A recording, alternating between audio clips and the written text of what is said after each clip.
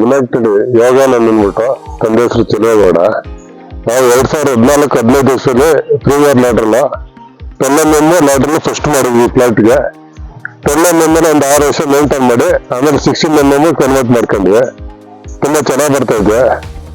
ನಮ್ಮ ಬಸವರಾಜರಲ್ಲಿ ಎಲ್ಲ ನಮ್ಮ ಪರಿಚಯ ಆದ್ಮೇಲೆ ಇಲ್ಲಿ ತುಂಬಾ ರೈತರುಗಳೆಲ್ಲ ಒಂದು 100-150 ಅಷ್ಟೆಲ್ಲ ಮಾಡ್ಸಿದ್ವಿ.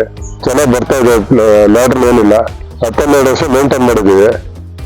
ಎಲ್ಲ ಬಿತ್ತನೆ ಮೇಂಟೈನ್ ಮಾಡಿ ಕಬ್ಬು ಒಂದ್ಸಲ ಪ್ಲಾಂಟೇಶನ್ ಮಾಡಿದ್ರೆ 10-12 ಬೆಳೆ ನಾವು ಹೊಸ ಪ್ಲಾಂಟೇಶನ್ ಮಾಡಲ್ಲ.